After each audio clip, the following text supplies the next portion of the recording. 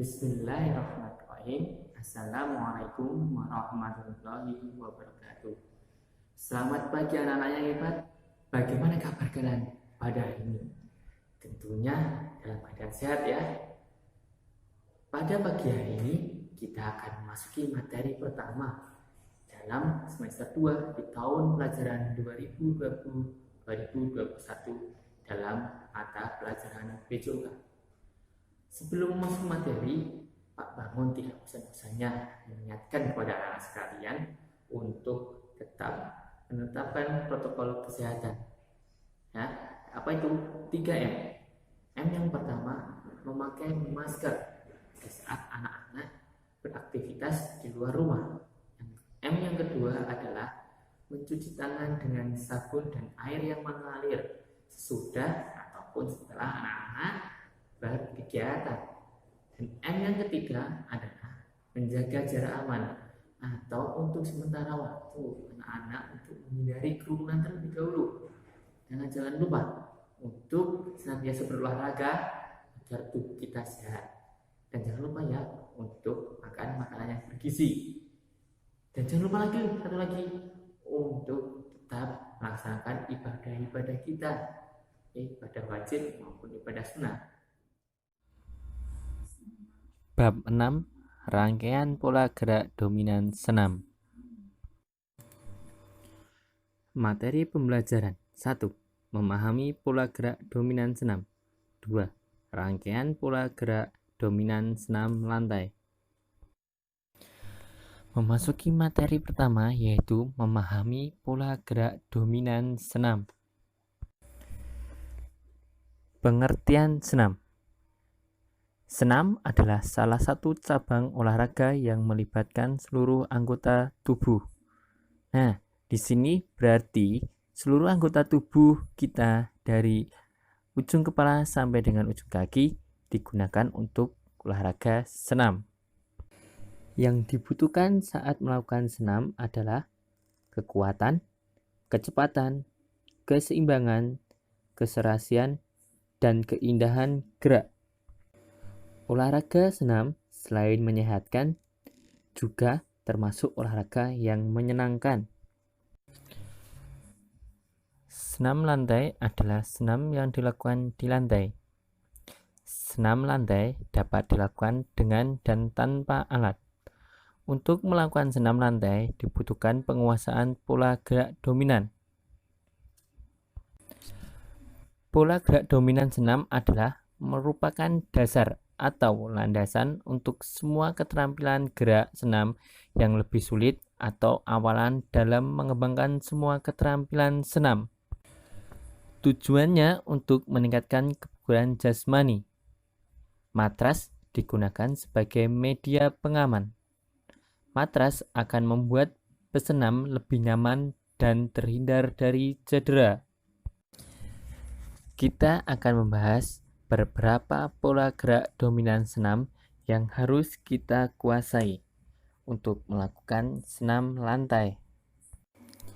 Yang pertama, bertumpu. Bertumpu merupakan salah satu bentuk posisi statis, yaitu posisi tubuh yang berada dalam keadaan seimbang dan diam.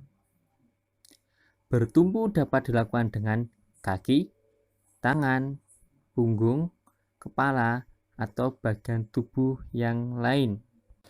Berikut adalah contoh beberapa gerakan bertumpu.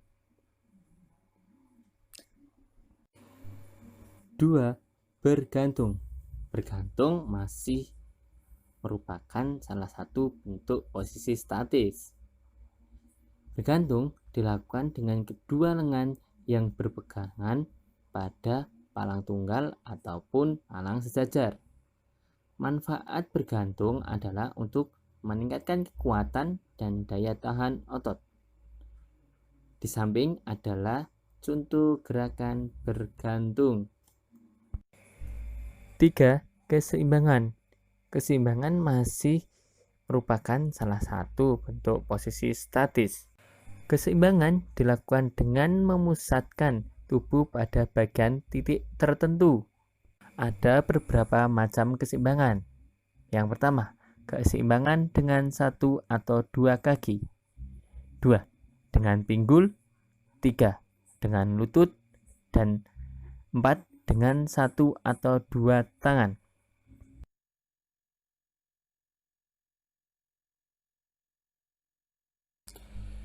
Berpindah dengan kaki. Berpindah dengan kaki dapat dilakukan dengan mengubah berbagai arah, kecepatan, irama, maupun jalur. Beberapa gerakan berpindah dengan kaki, misalnya berjalan, melompat, skip, dan gerakan-gerakan tarian. Berpindah dalam posisi bertumbuh. Berpindah dalam posisi bertumbuh merupakan gerakan perpindahan sekaligus bertumbuh. Gerakan ini dilakukan saat menirukan gerakan binatang, misalnya buaya, katak, kepiting, ular, dan sebagainya. Berpindah dalam posisi menggantung. Berpindah dalam posisi menggantung dilakukan saat menggantung sambil berpindah. Gerakan ini misalnya menggantung di palang sejajar, kemudian bergerak dengan tangan. 5. Tolakan. Tolakan merupakan pola gerakan dominan yang menghasilkan perpindahan tubuh dengan cepat. Tolakan dapat dilakukan dengan lecutan. Tolakan dapat dilakukan dengan 1 kaki, 2 kaki, atau kombinasi tangan dan kaki. 6. Putaran. Putaran dapat dilakukan dengan menggerakkan badan dengan berada pada satu titik poros. Putaran dapat dilakukan ke depan, ke belakang, atau ke samping. Jenis-jenis putaran. 1. Putaran berporos dari samping ke samping. Putaran pada poros ini terdiri atas gerakan seperti guling depan, guling belakang, salto, salto depan, salto belakang, dan sebagainya. 2. Putaran berporos memanjang dari kepala ke kaki. Putaran pada poros ini diantaranya twitch, turn, spirut, dan sebagainya. Putaran ini juga dapat diberikan berdasarkan jumlah putarannya. Apakah setengah putaran, 1 putaran, atau 2 putaran, dan lainnya. 3. Putaran berporos medial. Putaran berporos medial dapat kita lakukan dengan baling-baling atau run-off. Nah, gerakan baling-baling atau run-off merupakan contoh gerakan putaran poros medial. 7. Mendarat. Mendarat dapat dilakukan setelah melayang di udara. Mendarat dapat dilakukan dengan 2 kaki, tangan, atau beberapa anggota lainnya. Contoh gerakan mendarat. Pertama, sesaat setelah melompat, mendarat dengan kedua kaki. 2. Saat kedua kaki berpijak pada lantai, kedua lutut ditekuk sedikit. 8. Ayunan. Ayunan adalah dilakukan dengan menggerakkan tubuh dengan gerakan yang sama secara berulang-ulang. Gerakan ini dilakukan pada palang tunggal ataupun palang sejajar. 9 atau yang terakhir adalah melayang. Melayang adalah tubuh terbebas kontak dengan permukaan lantai. Melayang diawali dengan tolakan dan diakhiri dengan pendaratan. Bisa menggunakan 1 kaki ataupun dengan 2 kaki.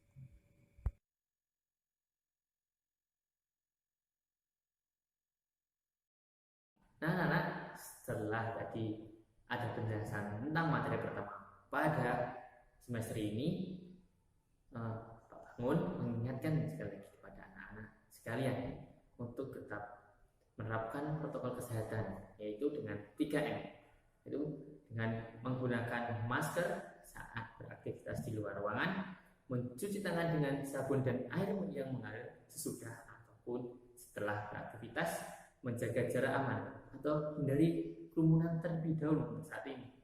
Nah, tak lupa Jangan lupa untuk makan makanan yang bergizi, berolahraga, dan terus menjalankan ibadah-ibadah kita, baik ibadah wajib maupun ibadah sunnah kita. Oke, nanti anak-anak silakan mengerjakan tugas yang diberikan Pak Bangun melewati link yang akan Pak Bangun bagikan.